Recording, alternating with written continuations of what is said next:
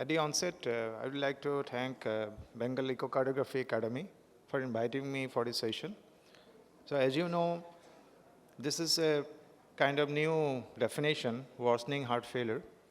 And initially, whenever we think about a patient presenting with heart failure, we consider it the syndromic.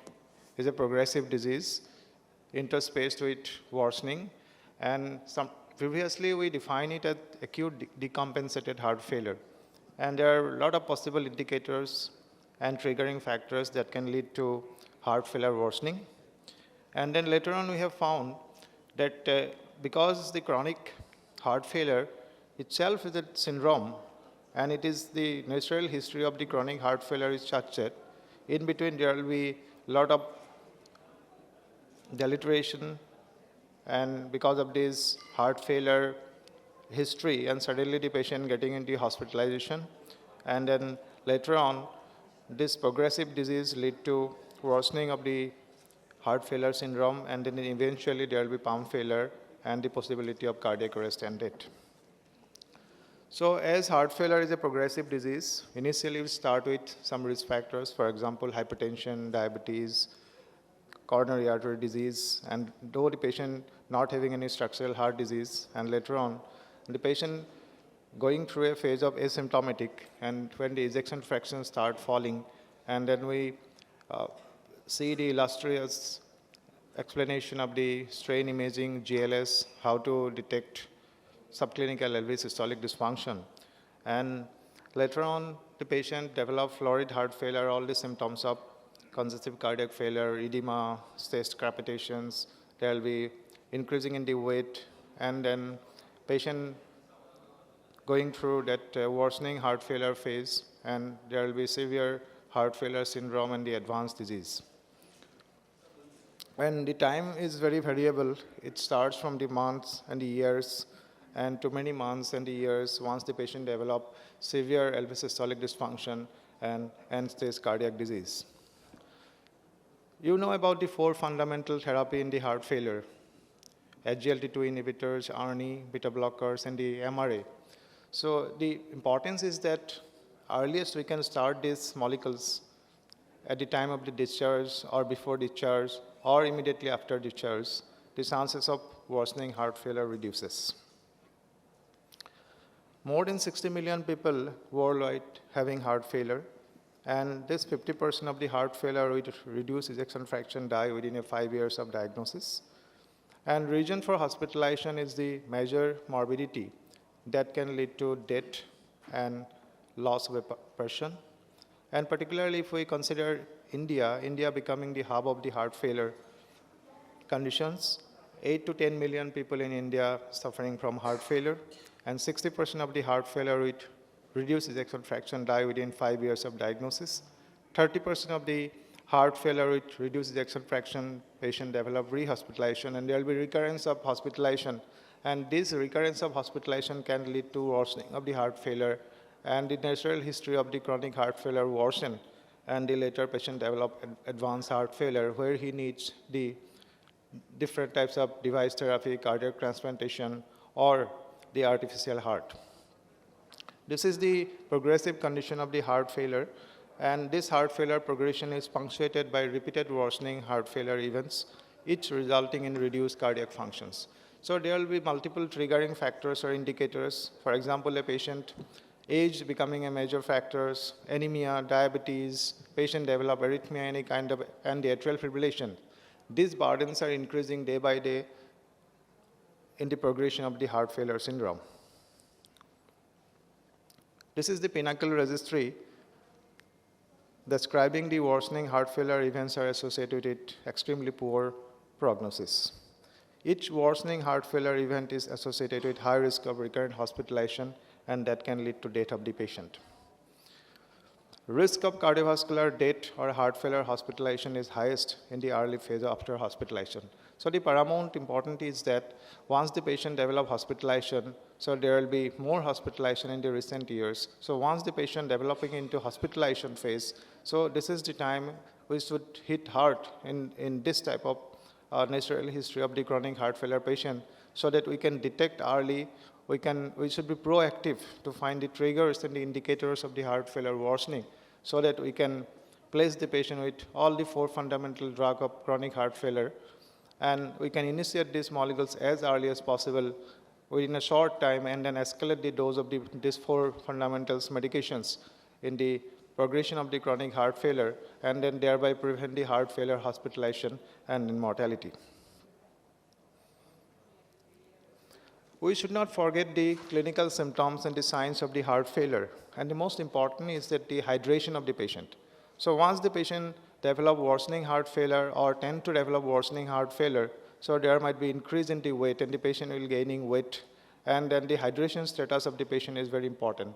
And in the other way also, if the patient is on diuretics, and then this patient might getting dehydrated, and then blood pressure tends to fall, and the patient goes into the phase of hypoperfusion, and the blood pressure becoming low, hypertension, and sometimes those disease-modifying drugs like the ARNI is very difficult to start in this clinical condition. That is why the hydration of the patient is very important.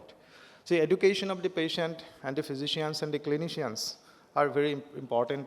So the heart failure management is becoming a multidisciplinary action, and there should be focus and different program, and it should be flexible. It is focusing towards the early detection of the heart failure and different triggers and indicators of the worsening heart failure, so that we can actively focus on these different triggers and indicators, and then we can eliminate these problems, and that can lead to early prevention of the heart failure worsening. So that is why the integrated method, including the clinicians, physicians, patients, and the attendants, and the program directors, and the politicians, they should come together so that we can find out a integrated method to prevent heart failure syndrome. Because nowadays, what we have been seeing, the India becoming the hub of the heart failure, and not only the ischemic cardiomyopathy, it is the non-ischemic cardiomyopathy incidence and the prevalence also increasing day by day. Valvular heart disease, the tachycardia-related cardiomyopathy, the stress-dependent cardiomyopathy, the Takotsubo cardiomyopathy, the incidence becoming higher and higher. So the early detection, and the whole day today has been devoted to the illustrious explanation how early we can detect the LV systolic dysfunction by using this strain imaging was really helpful to detect this kind of clinical situation. So the clinicians should not forget the clinics. And the important is all the parameters and the clinical finding should be assessed.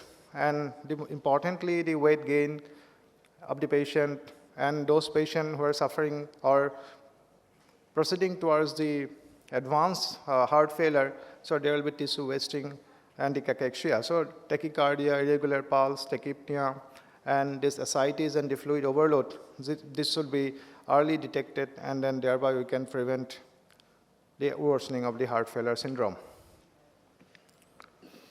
So these are some of the basic parameters that we see in the echocardiography, the LA volume. There is extensive discussion of the LA strain and the LA volume, how it can be detected early before the heart failure syndrome starts, and the thickness and the LV mass and the tissue Doppler velocity, very, very important to start, and to find out the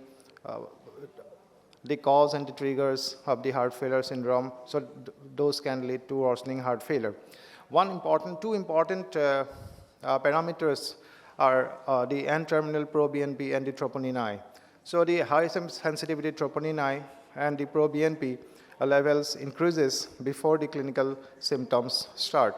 So to detect these parameters and the rising parameters of these two N-terminal proBNP and the high sensitivity troponin I is very, very important to detect the early exacerbations or worsening heart failure and the chronic heart failure syndrome. So these are different cause and could be related to the increasing in the natriuretic peptides, and in early detection of this clinical syndrome with the help of the N-terminal proBNP is very important in the clinical practice so that we can prevent worsening heart failure. We should be proactive, and we should utilize these parameters like N-terminal proBNP so that we can prevent early worsening heart failure and the chronic heart failure syndrome. As you know, there are the 4 fundamentals of the chronic heart failure. As I already mentioned, that the earlier we can start these 4 fundamentals before the discharge, and there is high likelihood that we can contain the patient with these 4 fundamentals of pharmacotherapy in chronic heart failure syndrome, and thereby we can prevent the early worsening of the heart failure.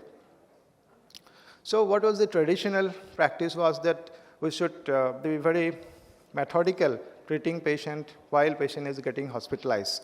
But once the patient is getting discharged from the hospital, so it is very difficult to follow up or track the patients regarding these clinical symptoms or what type of medication the patient has been discharged from the hospital. So these are very important. So that the early initiation of all the disease-modifying drugs in chronic heart failure is important so that we can early escalate the dose of the molecules, and then we can achieve the target doses, and thereby we can have the improvement in the ejection fraction, and thereby we can prevent the chronic heart failure. And rationally is that the heart failure is progressive, and episodes of clinical worsening are inevitable for most of the patient. But to detect the early indicators of this heart failure worsening is very, very important. There are few registry data of epidemiology of worsening heart failure in a population.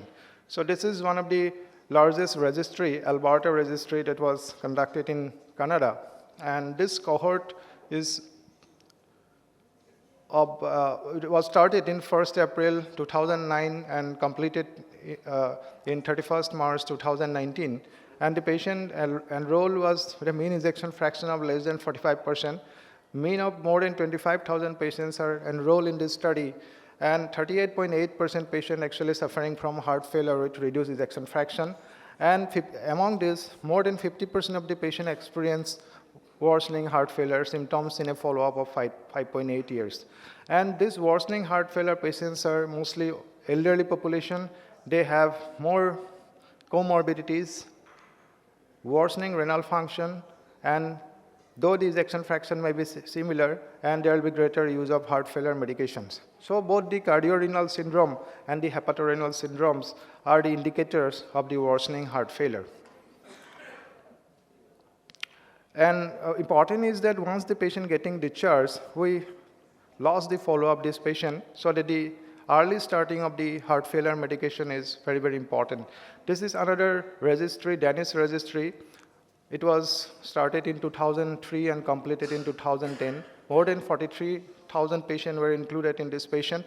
And in this particular registry, AC inhibitor, ARB, and the beta blocker doses and becoming stable, and then at a particular interval, they were supposed to increase the dose of the beta blocker and the AC inhibitor and the ARB. And this particular registry endorsed the use of guideline recommended process of care, and that leads to improvement in the clinical symptoms of the patients, and the mortality was also improved. There are different trials conducted, like the Improve Heart Failure trial, Optimize Heart Failure trial, Transform Heart Failure, Prompt Heart Failure, Connect HF Heart Failure. So these are the different trials actually looking and focusing into the clinical symptoms of the patient, the triggers and the indicators of the worsening heart failure, the anemia, discharge medications, the initiation of all the important heart failure medication before the discharge, and also the important follow-up of the patient, and the use of artificial intelligence and the digital devices so that we can connect the patients promptly once the patient showing the signs and symptoms of worsening heart failure.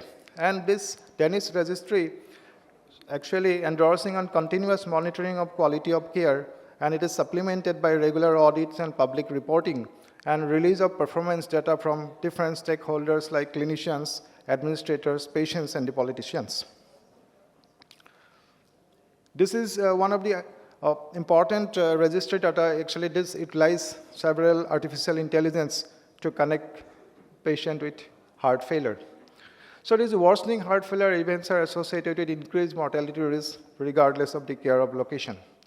We know about this landmark trial, Paradigm Heart Failure, DAPA HF, Emperor Reduce, and Galactic HF trials. So we know that there was definitely residual risk of heart failure, so we have to target this residual risk so that the maximum benefit can be achieved. So to conclude my talk, heart failure is a chronic syndrome with intervening worsening and improvement. Natural history of heart failure is variable, subject to heterogeneous characteristics of the individual. Phenotypic presentation of heart failure is based on the ejection fraction. And heart failure, particularly this worsening heart failure, becoming a new entity and new definition, and it needs different management protocol. And each heart failure hospitalization begets heart failure hospitalization and death, and it could be life-threatening.